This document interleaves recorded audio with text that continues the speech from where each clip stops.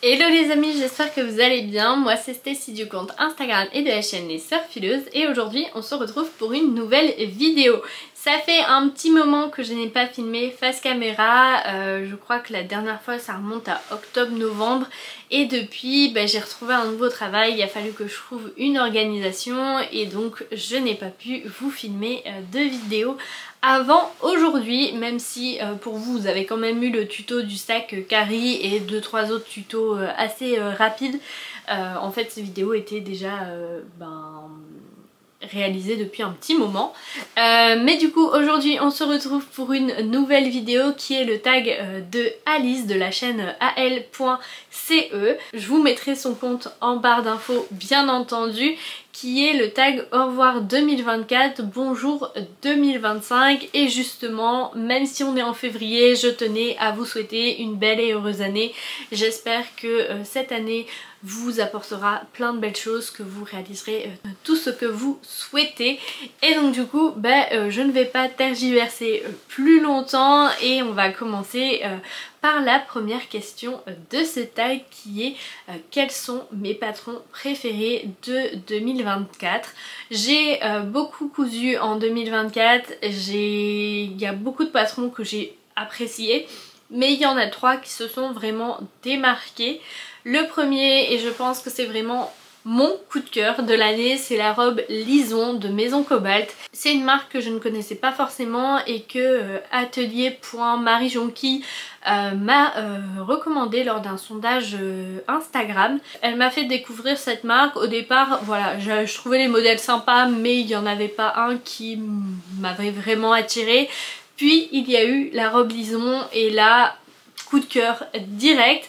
J'ai flashé sur le modèle de la créatrice, puis Elise de Cousu de Fil Vert l'a réalisé pour le shooting d'Homotex dans son tissu rose que j'ai vraiment adoré. Ça a fait que confirmer le fait que j'allais la réaliser et donc du coup j'ai cousu une première version dans le tissu opale de Liz Taylor. J'en ai d'ailleurs fait une vidéo que je vous mettrai également juste ici et il y a d'autres versions qui vont arriver. Là je viens d'en terminer une blanche, il y aura également une noire, mais malheureusement le tissu que j'avais en stock, il n'y avait pas assez de métrage, donc il faut que je retrouve un tissu qui correspond. Et je pense éventuellement me faire une version dans un tissu rayé. Vraiment ce patron coup de cœur et comme vous pouvez le voir il va être décliné en plusieurs variations. Les deux prochains patrons, on est plus sur des patrons un petit peu basiques, mais vraiment je sais que je vais les coudre. J'étais ravie vraiment de les découvrir en 2024 et il fallait qu'ils aient cette place dans la vidéo. Il s'agit dans un premier temps de la chemise Anaïs de Ma Petite Fabrique que j'aime vraiment énormément. Je vous l'ai présentée dans un bilan couture. Pareil, je vous mets dans le petit, ça va faire beaucoup de vidéos dans le petit, mais au moins vous les avez toutes si toutefois le patron vous intéresse. Et en fait je recherchais une chemise col tailleur depuis un petit moment, mais souvent ce que je trouvais c'était une chemise avec une sorte de rabat et un col par dessus qui donnait cet effet col tailleur mais qui n'était pas le vrai col tailleur. Et je sais pas en fait pourquoi je voulais m'infliger ça, parce qu'en plus le col tailleur c'est assez complexe, il faut être très minutieux, très patient, mais vraiment je voulais une chemise col tailleur vraiment avec un col tailleur. J'avais déjà cousu il y a quelques années un patron de chez Make My Lemonade et en fait ça a été un peu une déception, j'avais pas trop aimé, il y avait plusieurs points qui m'avaient pas plu, le sizing n'allait pas, les explications étaient pas ouf, il y avait des points qui me convenaient pas, le bouton en plus c'était, le premier bouton était beaucoup trop bas et avait tendance à sauter et je l'avais réalisé dans un Liberty à l'époque. Bleu, enfin blanc et bleu, vraiment j'avais adoré ce tissu, je l'avais pris même si j'ai pas l'habitude de porter du bleu et je m'étais dit ouais ça va rendre super bien et finalement non, je l'ai jamais porté, donc je vous avoue qu'au vu du prix du Liberty ça m'a fait mal, mais bon. Et donc quand j'ai voulu réaliser à nouveau un patron de chemisier col tailleur, je me suis direct dit que j'allais pas repartir sur celui-là. Et donc j'ai préféré choisir un autre patron et ça a été une très belle découverte. Et mon troisième patron préféré, il s'agit à la base d'une robe, mais que j'ai hackée en chemise selon les instructions que Cla.made a partagé sur son post Instagram. Il s'agit de la robe Naïs de Ma Petite Fabrique, hackée du coup en version chemisier, puisque cette variation malheureusement n'existe pas, mais j'ai pris mon mal en patience et j'ai fait quelques modifications de patronage. J'étais à la base partie sur un patron clé en main, je voulais vraiment un patron sans fioriture, sans rien, pas trop loose, pas trop cintré. J'étais partie, enfin j'avais acheté un patron que j'ai réalisé pour ma maman qui a été une véritable déception. J'ai pas compris pourquoi ça n'allait pas alors que j'avais bien suivi le tableau de mensuration, j'avais comparé avec le tableau de mesure de produits finis, etc. Et finalement ma maman niveau carrure elle était serrée dedans. Alors je sais que j'aurais dû vérifier avant, mais j'avoue que comme c'était pour la fête des mères, que j'avais pas énormément de temps devant moi, je me suis dit bon allez je couds tout, ça devrait aller, c'est une chemise, en plus elle me enfin sur le site en tout cas elle me paraissait quand même assez loose, assez oversize, donc je me suis dit bon ça devrait aller. Finalement non, donc j'ai vraiment été déçue et vraiment j'avais plus envie de coudre ce patron, un petit peu comme celui de Make My Lemonade. J'aurais pu juste faire les modifications mais je me suis dit que c'était mieux d'en racheter un et j'ai hésité du coup avec tous les autres que j'avais vus où je devais rien hacker et finalement je me suis dit oui mais Ma Petite Fabrique, certes t'achètes un patron pour faire le chemisier mais tu as différentes variations et au moins t'es un petit peu sûr de ne pas être déçu puisque j'avais réalisé déjà la version de Anaïs qui avait été juste parfaite et dont j'avais un super souvenir. Donc je me suis dit bon oui on va partir sur ça, au moins je rachète pas juste un patron de chemisier mais un patron qui m'offre diverses possibilités et j'ai moins l'impression du coup de gâcher mon argent. Donc c'est ce que j'ai fait et j'en suis ravie, c'est devenu l'un de mes basiques et j'ai hâte de vous présenter mes deux premières versions très prochainement. Et donc on passe à la deuxième question qui est quelles sont tes marques de patrons préférées en 2024? Je pense donc que vous l'aurez deviné, la première c'est Ma Petite Fabrique. Ça a été une réelle redécouverte cette marque. J'avais déjà cousu il y a très longtemps le short Marius, mais alors je l'avais trouvé joli mais ça ne m'avait pas forcément marqué.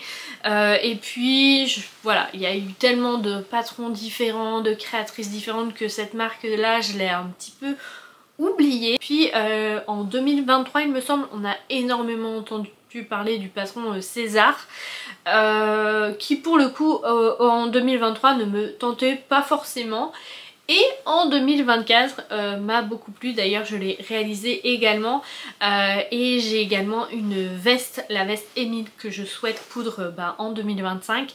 Donc ouais ça a été une véritable découverte, il y a plusieurs patrons qui me font de l'œil. Elle fait aussi bien des patrons qui sont un petit peu voilà tendance que des basiques et il y a multiples variations donc ça c'est vraiment chouette, même si je comprends que certains aiment moins parce que c'est vrai qu'on peut facilement s'y perdre. Mais le point positif c'est que l'argent est vachement rentabilisé. Par contre je ne sais pas du tout comment la créatrice fait pour ses patrons pochettes avec autant de variations. Enfin ouais, wow ça doit être de nombreuses planches, je sais pas, mais en tout cas j'en suis ravie et je vous recommande fortement cette marque. Et ensuite la deuxième marque de patron que j'ai beaucoup appréciée en 2024 mais pas beaucoup cousu, c'est la marque de patron Evelyn Pattern. J'adore le style de ces patrons, ils sont vraiment super beaux, ils sont bien taillés, les explications sont top. Enfin là dernièrement je vous ai partagé le patron du cardigan prune qui était à la base une toile et finalement est devenu ma version finale parce qu'il tombait hyper bien. J'ai rien eu à dire lors de mon test de patron. J'ai cousu le sac Carrie, j'ai cousu également une toile du short Agathe qui n'allait pas, mais ce n'est pas la faute de la créatrice, c'est ma faute puisqu'en fait au lieu de coudre une toile avec le patron sans modification, de voir ce qui n'allait pas, j'ai pris le patron, j'ai fait toutes les modifications, je l'ai cousu et ça n'allait pas. Donc c'est ma faute. Donc il faut que je refasse une toile et que je la couse dans ma version finale. Il y a également la chemise Céline que j'aime vraiment beaucoup avec son ouverture dans le dos. Je vais me la coudre je pense prochainement, je pense dans une double gaze blanche. J'ai pas mal de double gaze donc je me dis on va en écouler un petit peu. Et j'aime aussi beaucoup la jupe Simone. Je voulais me la coudre pour la période des fêtes avec ma blouse Bristol, sauf que j'ai pas eu le temps. Donc je sais pas si je me la fais maintenant ou si j'attends la fin de l'année pour la réaliser, mais elle est aussi très jolie. Cet été j'aimerais également me coudre le maillot de bain robe au nez. C'est son tout premier patron. Quand je l'ai vu ce patron, je l'ai direct acheté. Sauf que je l'ai jamais cousu alors que vraiment j'avais flashé dessus. Donc cette année j'aimerais me le coudre également. Et je pense qu'il y a 2 autres patrons que j'ai achetés mais pour lesquels j'ai pas encore de projet fixé. Donc à voir. Mais voilà, ça en fait déjà pas mal et j'ai hâte de vous partager tout ça. Je pense qu'en 2025 elle va encore nous sortir pas mal de pépites et j'ai hâte de découvrir ça. D'ailleurs si vous n'avez pas vu, j'avais réalisé le sac carré en sous-longue sur ma chaîne YouTube en décembre. C'est une vidéo qui a fait très peu de vues. Je sais pas si c'est parce que ça ne vous plaisait pas ou parce qu'elle est passée à la trappe avec tout le contenu des fêtes etc. Mais bref, je vous la mets également dans le petit i. Et vous avez également moins 10% sur l'ensemble du site de la créatrice avec le code STACY10. Donc si vous voulez vous faire plaisir et découvrir la marque, ben, n'hésitez pas, c'est l'occasion. Donc c'est tout pour la deuxième question. On passe à la troisième qui est quels sont tes projets préférés, ceux qui te rendent fier en 2024. Et j'étais un peu obligée de le mettre ici. Forcément le premier projet qui m'a marqué mon année et dont je suis très fière, c'est ma co-création avec Domotex. C'est pas un projet cousu mais c'est un projet en lien avec la couture quand même. Vraiment j'ai adoré l'expérience, ça a été juste extraordinaire. L'équipe a été adorable et je les remercie pour cette opportunité. J'espère éventuellement qu'il y aura d'autres occasions où éventuellement on pourra partir d'un motif qu'on a créé de A à Z, puisque là on est parti en fait d'un motif Domotex qu'on aimait beaucoup, vraiment beaucoup, et on est venu le recoloriser, le retravailler, changer des éléments, les agrandir etc. Et pour avoir quelque chose qui nous corresponde et en fait peu de temps après j'ai fait un atelier justement motif avec, alors j'espère que je ne vais pas écorcher le nom, je crois que c'est Kanjo Design. C'est une marque de tissus belge qui fait aussi des ateliers et en fait tous ces tissus sont en lien avec la Belgique et je trouve l'idée très sympa. Et donc j'avais fait cet atelier où bah, j'en ai appris davantage sur le motif, sur comment ça fonctionnait, les raccords de motifs, tout ça, et donc on a pu créer notre propre motif. Elle nous a expliqué voilà comment faire. Et du coup j'ai fait mon motif en tout minuscule parce que moi j'arrive pas à dessiner très grand correctement. Voilà. je sais que dessiner bien en miniature et donc du coup je l'ai fait en tout petit, donc j'ai un tout petit carré et j'aimerais éventuellement pouvoir me le faire en tissu, mais en fait elle nous a expliqué que bah, le mettre comme ça, enfin le scanner comme ça c'était pas possible, j'allais devoir le retravailler etc. Sinon il y allait avoir des couacs, bref. Et du coup c'est vrai que j'adorerais pouvoir faire ce tissu là avec mon motif de A à Z, sauf que j'ai pas forcément les moyens de payer une designeuse textile et encore moins de m'offrir le métrage de tissu obligatoire pour lancer la production qui est de 300 mètres si je ne me trompe pas. Je sais que certains c'est 1000 mètres, j'ai un petit peu halluciné, mais déjà 300 mètres c'est énorme. Mais si éventuellement Domotex est intéressé ou quelqu'un d'autre, je suis preneuse, j'aimerais retenter l'expérience. Donc voilà, je lance une bouteille à la mer et la personne qui la prendra. Soit, mais voilà, c'était déjà incroyable de vivre cette expérience là avec Domotex et je les en remercie encore pour cette opportunité. Sinon en projet couture il y a eu Eugénie d'Atelier Bernie. C'est un patron qui me plaisait beaucoup mais où je savais qu'il fallait passer beaucoup de temps et où bah j'étais pas trop sûre de le faire, et puis finalement Juliane m'a lancé un petit peu le défi entre guillemets de la réaliser lors de notre couture en duo, puisque bon, il y avait plusieurs projets mais il en faisait partie et je me suis dit que si je ne le faisais pas pour cette vidéo, je ne le ferai jamais. Donc je la remercie de m'avoir proposé cette blouse. J'étais pas sûre qu'elle m'irait et finalement j'en suis absolument fan, je l'aime énormément. Je sais pas s'il y aura d'autres versions, peut-être une en noir, pourquoi pas, mais en tout cas j'ai vraiment aimé ce projet. Il m'a demandé pas mal de patience mais le résultat en valait la peine. En plus c'était avec un tissu de seconde main, donc fière plus plus. Le second projet, toujours dans la seconde main, c'est la doudoune sans manches que j'ai réalisée pour un collègue de mon papa. Alors j'avais déjà réalisé en 2023 celle pour mon papa, Tintin. D'ailleurs il m'en a demandé une deuxième et papa, si tu vois cette vidéo, je ne t'ai pas oublié, tu vas l'avoir en 2025 mais je ne sais pas quand en 2025. Mais en 2024 son collègue du coup m'en a demandé une avec une parure Astérix. J'avais un petit peu peur, j'avoue, de me planter ou qu'elle ne lui convienne pas et finalement il était super content et donc bah moi ça m'a rendu fière de voir que mon travail plaisait. Et c'est vrai que ça faisait longtemps que j'avais plus cousu pour quelqu'un d'autre que pour moi ou pour des personnes de ma famille. Et bon, ma famille c'est ma famille, donc même si c'est moche je pense qu'ils me le diront pas. quoique. Et le fait de voilà d'avoir le petit défi seconde main en plus, que je peux pas me louper, je peux pas racheter du tissu si je me plante. Et en plus voilà, j'ai eu pas mal de liberté. Il m'a dit écoute, fais ce que tu penses. Et puis je lui ai fait valider quand même les tissus, le design en soi. Mais c'est moi qui ai tout imaginé de A à Z. Et donc voilà, c'était vraiment un projet génial et j'en suis très ravie. Le troisième projet dont je suis plutôt fière, c'est la robe Kittery d'Apolline Pattern. Alors elle a pas de difficulté particulière, elle est même assez simple, mais je suis super ravie du résultat. C'est une robe dans laquelle je me sens belle, dans laquelle je me sens bien et rien que pour ça j'en suis fière. En plus je la trouve d'une qualité incroyable, même s'il y a un surjet qui me chiffonne parce que voilà, j'aurais aimé vraiment qu'il n'y en ait aucun, j'avais fait attention à la ligne de couture etc. Et c'est vrai que pour la manche je connaissais pas encore la méthode que Audrey a partagée dans sa vidéo de la robe Armance. Donc pour les prochaines je pense que je réaliserai ça. Je l'ai d'ailleurs réalisé sur la robe Lison de Maison Cobalt, ma version blanche que je dois vous partager. Mais à part ça voilà, c'est une robe dont je suis très fière, qui est assez lourde mais qui a un rendu juste incroyable et voilà. Après voilà, il y a d'autres créations dont je suis assez fière, comme le manteau que j'ai réalisé pour mon copain, mais en réalité je sais pas si je suis fière du manteau ou si je suis fière de lui faire plaisir avec ce manteau. C'est un petit peu différent. Enfin en soi la pièce est très jolie, mais c'est vrai que bon là j'ai hâte de ne plus la voir, surtout qu'il reste une boutonnière à faire qui a décidé de m'embêter un petit peu, qui ne veut pas en fait se réaliser, elle bug à chaque fois, donc il faut que je regarde à ça, donc là je l'ai mis un petit peu de côté.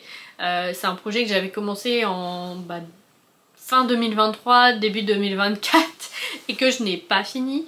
J'avais prévu à la base de vous faire une vidéo sur ce manteau et finalement pas. Il y a aussi le tailleur que j'avais commencé pour lui mais que je n'ai pas su finir à temps. Je pense que celui-là se serait mis également dans les projets dont je suis la plus fière en 2024.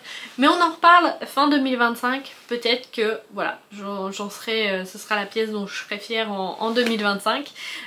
Mais soit, on passe à la quatrième question qui est quels sont les points sur lesquels tu as progressé en 2024? Alors là je vais pas être trop originale mais je vais dire les finitions, un peu malgré moi je dois avouer. Puisqu'en fait en 2023 j'avais été porter ma machine à réviser. Peu de temps après il y avait eu un souci avec le tactile, j'avais dû la renvoyer. Donc j'ai eu une machine à prêter que j'ai adorée. Et du coup quand j'ai dû rendre cette machine je trouvais que mes points de surjet étaient horribles. Et du coup je ne voulais plus rien surjeter.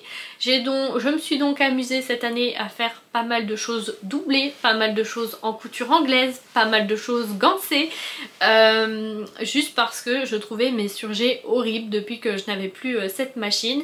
Je me suis même dit je vais vendre mes surjeteuses, parce qu'en plus j'en ai deux, mais les deux, enfin il y en a une c'était pour les cours de couture que je voulais donner, mais du coup Je vais pas en donner, donc je me dis je vais la vendre, mais il faut que je la mette sur Sutou.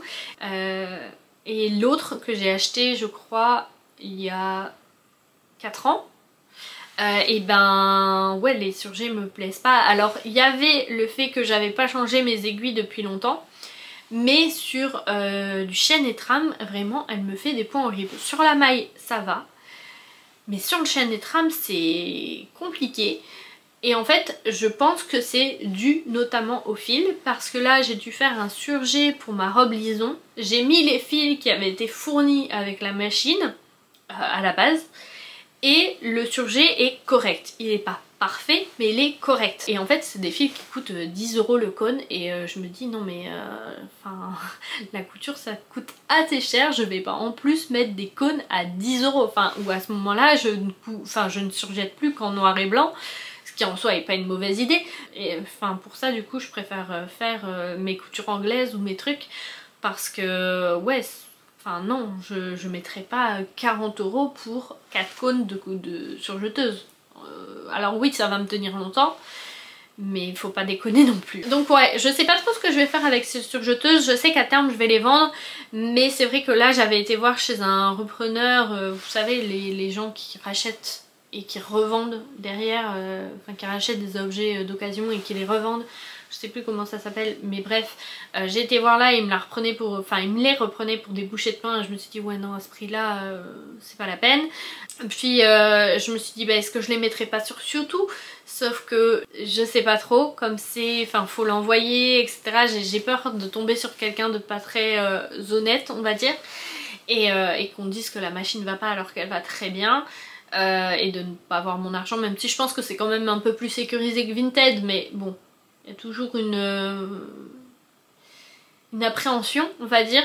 Facebook Marketplace non merci, et Le Bon Coin bah malheureusement je suis de moins en moins en France, donc autant vous dire que compliqué. Mais du coup ouais, je sais pas trop ce que je vais faire avec ces surjeteuses. Pour le moment c'est en réflexion. Mais bref, tout ça pour vous dire que du coup j'ai progressé sur les finitions en couture, parce que j'aimais pas les points de ma surjeteuse, et donc il fallait que je trouve une alternative, et en soi c'est pas plus mal. Je suis assez ravie des finitions que j'ai pu réaliser cette année. Le vêtement est beaucoup plus quali etc, donc c'est vraiment top. La 5e question, c'est quels sont les patrons que tu aimerais coudre en 2025? Et là il y en a vraiment énormément. Je vous ai dit qu'il y avait pas mal de patrons de chez Evelyn Pattern, mais le principal c'est vraiment la jupe short Agathe. Du moins c'est vraiment la première là que j'ai envie de me coudre. Il y a également la blouse Ruby de Ready to Make, la veste Émile de Ma Petite Fabrique, le body est donné de Charlotte Jobert, il y a également la robe Antoinette de Méthode Mathilde, et il y a également des choses que j'ai envie de me coudre mais où j'ai pas encore forcément de patron défini. J'aimerais me coudre un blazer à carreaux, j'aimerais également me coudre un manteau, mais ça je pense que ce sera pour la fin de l'année, parce que là j'ai plus envie de coudre des choses d'hiver. Je commence à avoir envie de coudre des choses d'été même si on est en février, mais tout va bien. Et j'aimerais également me coudre des pantalons, parce que c'est vraiment ce qui manque dans ma garde-robe, mais c'est des choses que je remets toujours à plus tard, puisqu'il faut faire une toile pour être sûr qu'il aille bien, et du coup bah, à chaque fois je me dis oh ouais non ça va prendre plus de temps, donc je le mets de côté. Mais cette année j'aimerais vraiment me coudre des pantalons, des shorts, parce que c'est vraiment ce qui me manque. Et après voilà, on verra au cours de l'année en fonction des différentes sorties de patrons etc, ce qui me plaît, mais en tout cas j'ai hâte de partager tout ça avec vous. La 6e question, c'est quelles sont les marques de patrons que tu aimerais tester en 2025? La première c'est Ready to Make. Ils m'ont contacté en fait sur Instagram pour me proposer de tester l'un de leurs patrons, et dans leur discours, dans leur présentation de marque etc, ça m'a beaucoup parlé. J'ai vraiment apprécié ce qu'ils proposaient, et je me suis dit que oui, j'avais envie de tester cette marque, et donc j'ai accepté de recevoir l'un de leurs patrons. J'ai choisi Ruby, même si j'avoue que le choix a été un petit peu compliqué, puisque au départ j'étais partie pour la robe Summer Night pour me coudre quelque chose pour les fêtes, puis je me suis dit non je vais pas avoir le temps, et puis il y avait aussi un patron de pantalon qui me tentait bien, qui était à venir sur leur site, et en fait il y avait un dessin technique à l'arrière, et je me suis dit oh mais si c'est ce pantalon là je veux le coudre. Finalement c'était pas ça et donc je me suis rabattue sur la blouse Ruby parce que je me suis dit que c'était quelque chose qui allait être plus simple à coudre et plus intemporel, etc. Et donc il faut que je la fasse. J'ai pas encore eu l'occasion mais j'espère qu'en février j'aurai un petit peu de temps pour me la coudre et j'ai hâte de découvrir leur travail parce que vraiment ça m'a beaucoup parlé. Et si vraiment ils tiennent parole, et ben ça risque d'être très prometteur, donc j'ai hâte de découvrir tout ça. La seconde marque c'est Lab Zero, c'est une marque de patron qui... comment expliquer ça, qui se veut sans aucune chute. En fait vos pièces de patron seront encastrables les unes dans les autres et donc du coup vous n'aurez aucune chute de tissu. Et je me suis dit vraiment c'est une super idée. Moi je sais plus quoi faire de mes chutes à la longue. Quand j'achète des tissus à 20 € du mètre, ça me fait toujours mal de chuter ne serait-ce que la lisière. Et c'est vrai que je suis toujours à la recherche de choses qu'on peut faire avec ces chutes. Dernièrement j'ai trouvé les lacets que je vous ai partagés et j'ai trouvé ça génial, mais je vais pas faire 3500 lacets, j'en ai pas forcément l'utilité. Donc vraiment j'ai trouvé que c'était une super idée et j'ai super envie de tester cette marque. Pour le moment il n'y a pas de modèle qui me plaît vraiment. Il y avait une robe qui était sympa mais j'ai déjà des modèles similaires donc j'avais pas forcément envie de racheter, surtout que les patrons sont un petit peu plus onéreux, mais en même temps au vu de la recherche qu'il y a derrière pour concevoir un patron sans chute, forcément je comprends le prix. Mais du coup j'ai hâte de voir ce qu'ils vont nous proposer par la suite et j'espère flasher sur un modèle très prochainement pour avoir l'occasion de découvrir la marque parce que je trouve l'idée vraiment géniale. Ensuite il y a 3 marques de patrons que j'ai aussi envie de découvrir, mais plus pour un modèle en particulier que pour la marque en elle-même. Du moins je me suis pas forcément renseignée ou voilà, bref. J'ai vraiment flashé sur un modèle en particulier et donc du coup j'ai envie de me le coudre. La première c'est la marque August et June que je ne connaissais pas et en fait Margot du compte I Am Margot a partagé sa tenue de sport en story. J'ai pas pu attendre qu'elle poste son réel avec les infos et je lui ai demandé et elle m'a dit qu'elle me recommandait fortement la marque, que les explications étaient top et donc du coup je me suis dit je vais aller voir tout ça. Alors je me suis pas encore procuré de patron à l'heure actuelle mais ça ne saurait tarder. En fait depuis... quand elle a posté son réel j'étais à la recherche d'une brassière de sport où l'élastique n'était pas accroché à la brassière parce que j'avais un tissu violet et qu'il n'y avait pas d'élastique violet de sport qui matchait avec mon tissu et donc du coup ça m'embêtait. Je voulais pas mettre un truc différent et je m'étais dit au pire je fais une coulisse et je cache l'élastique à l'intérieur, mais du coup je savais pas trop si ça allait poser des problèmes au niveau de la brassière puisque normalement il était censé être attaché sur la brassière. Donc hésitation et dans le doute je me suis dit je préfère avoir quelque chose de déjà fait où il y a une coulisse et où j'ai pas de problème. Et ce patron là avait cela en fait. Et donc je me suis dit je vais partir sur ça. En plus de ça je trouve que le legging est aussi également très sympa avec le détail sur la ceinture. Donc j'ai hâte de découvrir cette marque et voir si vraiment elle vaut le coup ou pas. J'ai pas regardé s'il y avait d'autres modèles qui éventuellement me plaisaient. Mais quand j'irai acheter le patron je jetterai un coup d'œil et bien entendu je vous donnerai mon avis sur la marque. Le second patron qui va du coup me faire découvrir une nouvelle marque de patron, c'est la robe Salvador de Germain Patron.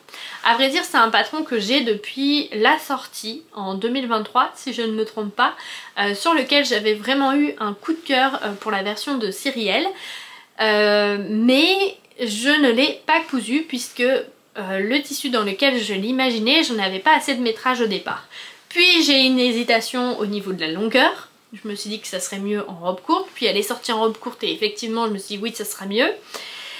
Mais en fait le tissu dans lequel je voulais me la faire à la base, j'avais déjà un autre projet dedans. Et puis en fait il y a eu l'hésitation de oui mais est-ce que ça m'ira? Oui mais je voulais coudre ça dans ce tissu donc je fais quoi? Et puis je me suis dit bon on va racheter du tissu, sauf que quand je me suis décidée on était en septembre donc je me suis dit que j'allais la coudre en 2024 et en 2024 je ne l'ai pas fait. Donc il y a eu d'autres projets, il y a eu d'autres envies et donc celle-ci est complètement passée à la trappe et en fait au final on était de retour en septembre et je ne l'avais toujours pas cousu. et donc j'aimerais vraiment bien me la coudre en 2025 parce que vraiment je la trouve juste sublime, donc voilà, je croise les doigts. Alors je vous ai dit qu'il y avait 3 marques que j'aimerais découvrir, mais en fait je me rends compte que non, la troisième je l'ai déjà testée. Je pensais qu'il y avait super longtemps, genre 5 ans que j'avais testé, mais en fait pas du tout. J'en ai cousu j'ai cousu un de leurs modèles il y a 2 ans, donc bon, je pense pas que ça ait énormément changé entre deux. Et en plus de ça, entre le moment où j'ai préparé cette vidéo et le moment où je la filme, j'ai découvert un autre patron et ça me fait hésiter. En fait c'était le pantalon à poche plaquée de chez Clematis Pattern que je trouvais juste magnifique. En fait j'en avais repéré un dans la boutique où je travaille de forme bootcut et je l'avais essayé, sauf que étant petite le pantalon était beaucoup trop long et du coup le bootcut n'était quasi pas présent et il ressemblait à rien en fait même, et donc je m'étais dit c'est pas grave, je vais me le coudre. Sauf que j'avais trouvé que celui de Clematis Pattern avec sa forme droite et ça oui, mais j'aurais bien aimé tester bootcut. Et en fait dans le vlog de Julie Sumibo, Gilliane en réalise un de pantalon bootcut de chez Georgette Pattern, et donc du coup ça me fait un petit peu hésiter. Donc je sais pas encore ce que je vais faire, si je réalise la version droite de Clematis Pattern ou la version bootcut de Georgette Pattern, puisque voilà, je sais pas en fait si vraiment la forme bootcut ça me plaira, et donc c'est ça qui me fait un petit peu hésiter également. Mais c'est 2 marques en fait que j'ai déjà testées, donc du coup bon, je ne vais pas vraiment les découvrir en soi, donc voilà, bref, petite erreur de ma part, mais c'est pas très grave, comme ça vous savez que je veux me coudre un pantalon à poche plaquée.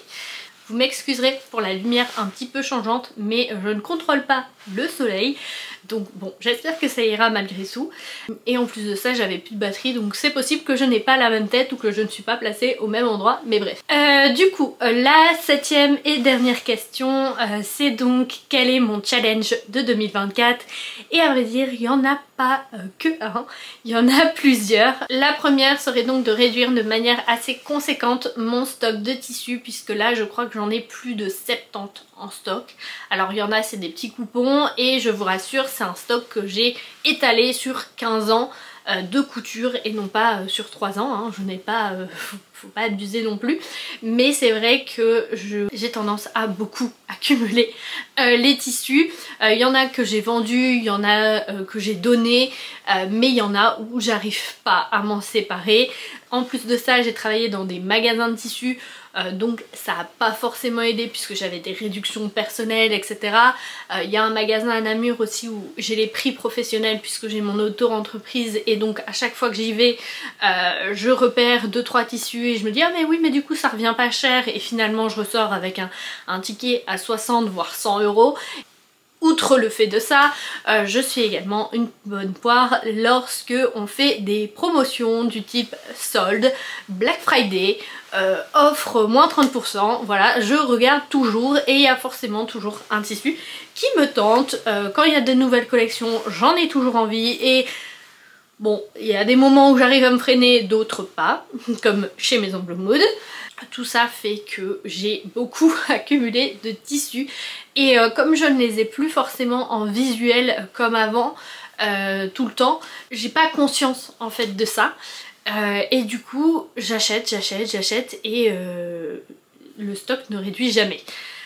Donc j'aimerais cette année je vais pas dire ne plus acheter de tissus, parce que ça clairement c'est pas possible. Déjà dans 2 semaines il y a le Bruxelles Festival du fil, donc je sais que je vais acheter des tissus, mais j'aimerais davantage coudre pour davantage sortir les tissus.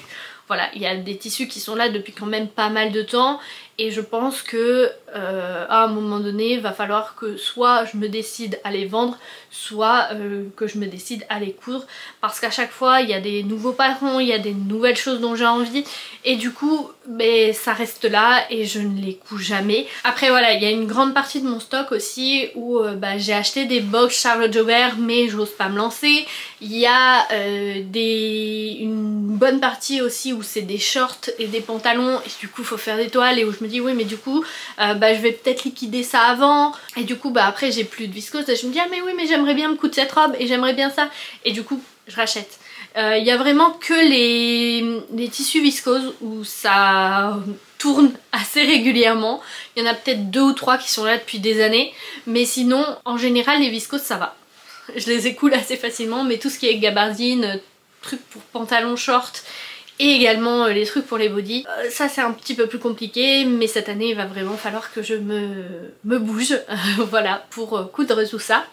Le deuxième challenge c'est du coup de terminer la veste tailleur commencée en 2024 pour mon copain. On avait en fait un mariage et on avait complètement zappé ce costume et je lui avais dit que j'allais lui faire. Sauf qu'il voulait vraiment le costume tailleur, donc j'avais pris le cours de artisane etc. Et en fait comme je ne travaillais pas pendant une semaine, je m'étais dit ouais il y a peut-être moyen, sauf qu'il faut tout coudre à la main etc. Et clairement quand j'ai vu que le thermocollant c'était tout à la main, qu'il fallait bâtir etc. je me suis dit ouais non ça... Je veux bien hein, mais non ça va pas être possible, ça me mettait des angoisses pas possibles et donc du coup on a préféré aller lui chercher un costume et on s'est dit qu'il y a bien d'autres occasions où il pourrait le porter, peut-être juste voilà la veste ou juste le pantalon, pas forcément l'association des deux, mais bref on verra bien. En tout cas le projet est de lui terminer parce que je pense vraiment qu'elle va être sublime et moi ça serait une grande fierté d'avoir fait une veste tailleur vraiment tailleur à la main etc. Donc ouais ça c'est pour la petite fierté on va dire et aussi parce qu'il faut le terminer.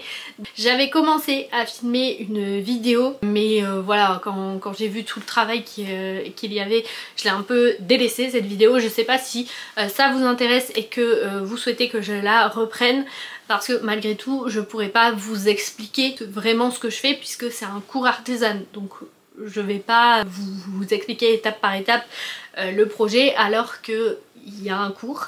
Mais dites-moi si éventuellement ça vous intéresserait de voir quelques petits plans de cette évolution de veste. En parlant de projets non terminés, j'aimerais également coudre tous mes projets qui sont en cours depuis des années. Je crois qu'il y a des sacs pour ma filleule et ma nièce qui sont là depuis 5 ans et que j'ai toujours pas cousu parce que j'ai eu une difficulté et que j'ai pas cherché plus loin, qu'après Noël est passé et je me suis dit ouais bon c'est bon ça attendra plus tard et finalement je ne l'ai jamais cousu plus tard. Donc j'aimerais vraiment réduire ce bac.